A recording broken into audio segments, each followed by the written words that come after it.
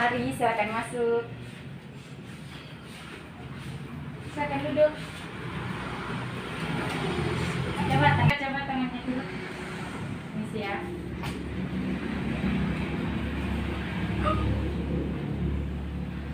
Bagaimana kabarnya, Hasni?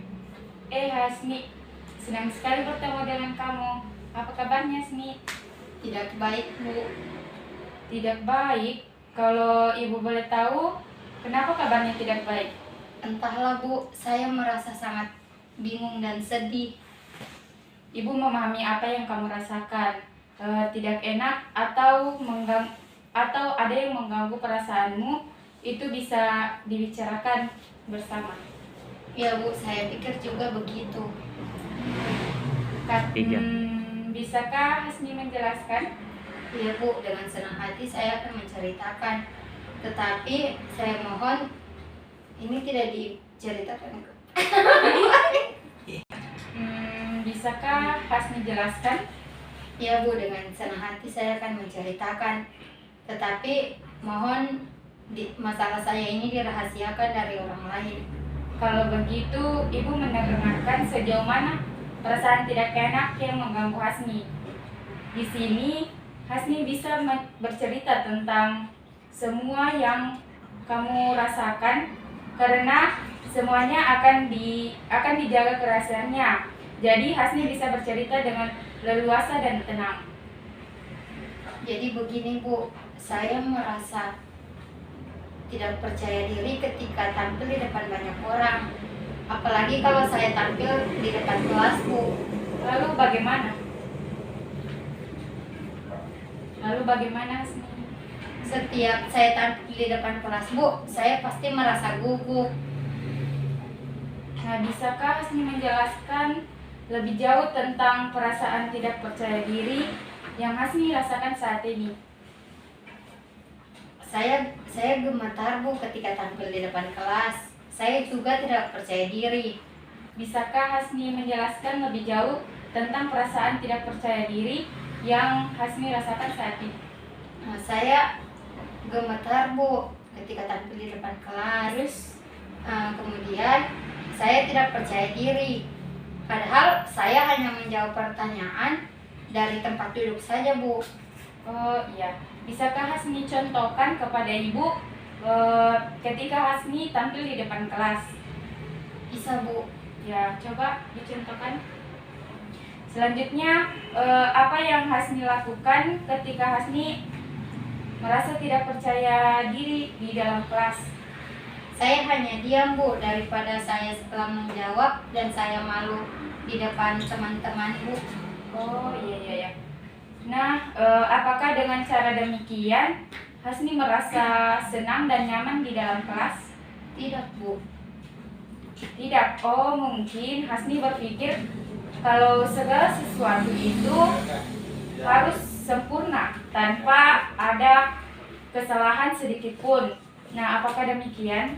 Ya, Bu, saya memang orangnya seperti itu. Saya berpikir semua yang saya lakukan itu harus berjalan dengan sempurna. Mungkin ini yang membuat saya seperti ini, Bu. Kalau begitu, apakah masalahmu tentang bagaimana Hasni bisa presentasi dan menjawab pertanyaan-pertanyaan dan dengan supaya tidak gugup?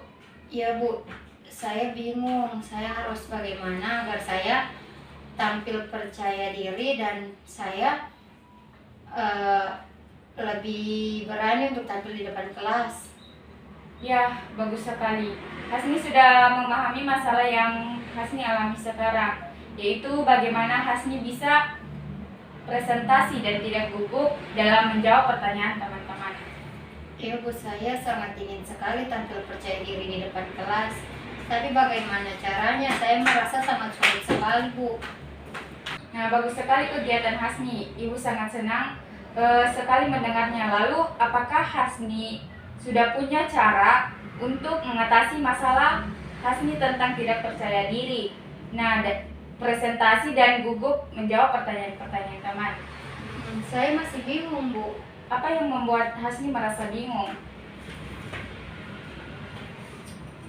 Saya takut ketika nanti saya salah menjawab pertanyaan dari dosen itu, teman-teman di kelas pasti akan menertawakan saya. Apakah Hasni sudah melakukan yang terbaik? Rasanya belum sih, Bu. Nah, jika mencobanya saja belum, lalu kenapa Hasni bisa berpikir negatif seperti itu? Karena saya sudah melewati beberapa hal seperti itu, Bu. Nah, baik. Kalau begitu, Hasni harus lebih percaya diri lagi dalam melakukan presentasi di dalam kelas agar kedepannya Hasni tidak gugup dan gemetar lagi ya. Iya, Bu. Kamu merasa gugup dalam presentasi dan menjawab pertanyaan dari temanmu? Iya, Bu.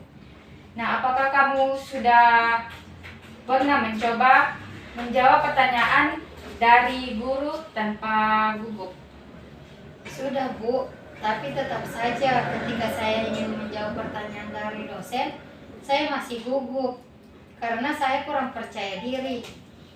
Dan saya kurang persiapan juga, Bu, untuk menjawab materi-materi yang diberikan.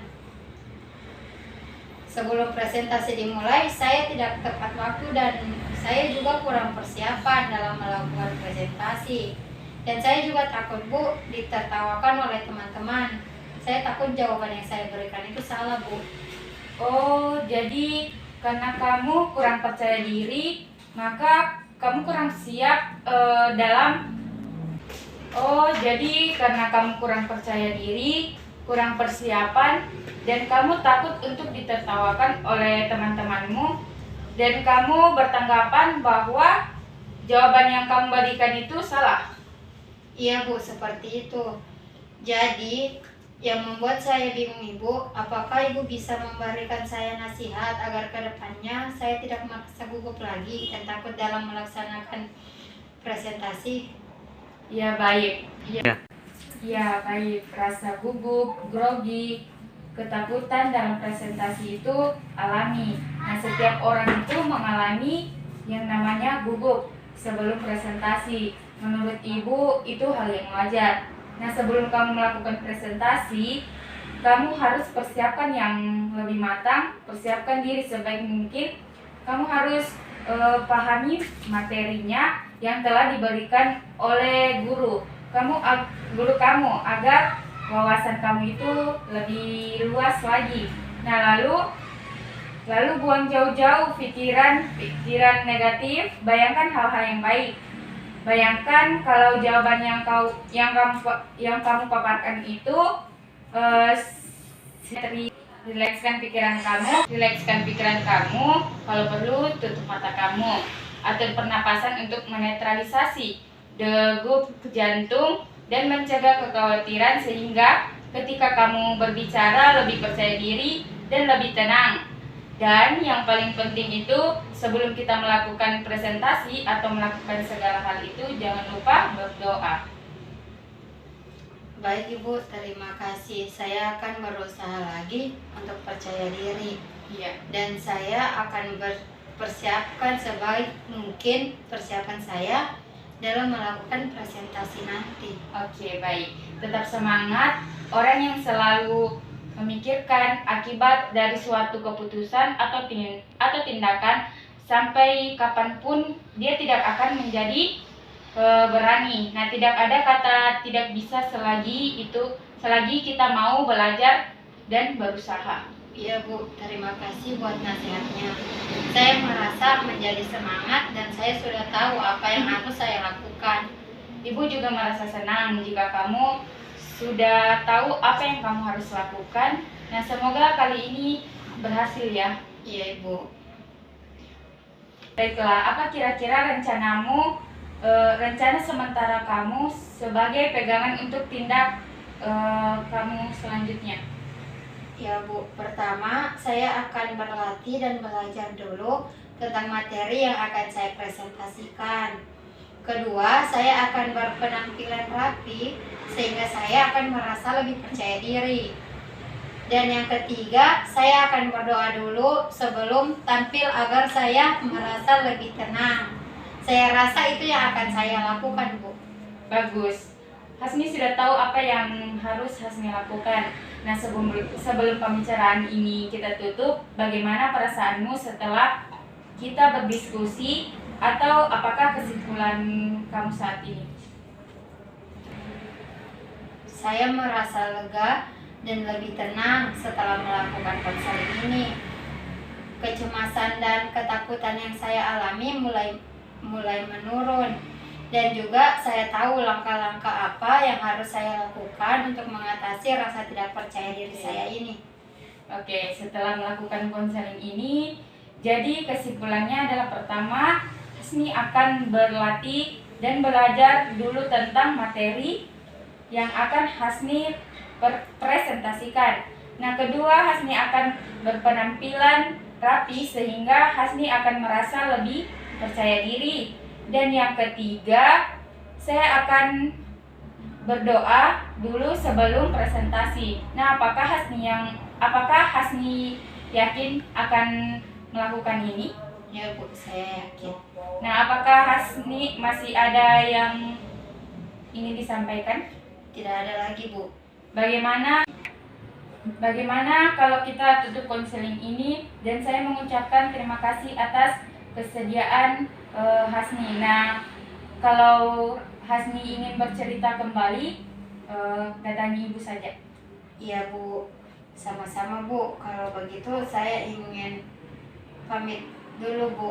Oke. Assalamualaikum Bu. Waalaikumsalam. Mari.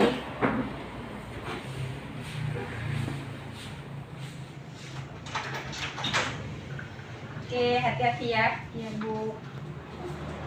Mari Bu.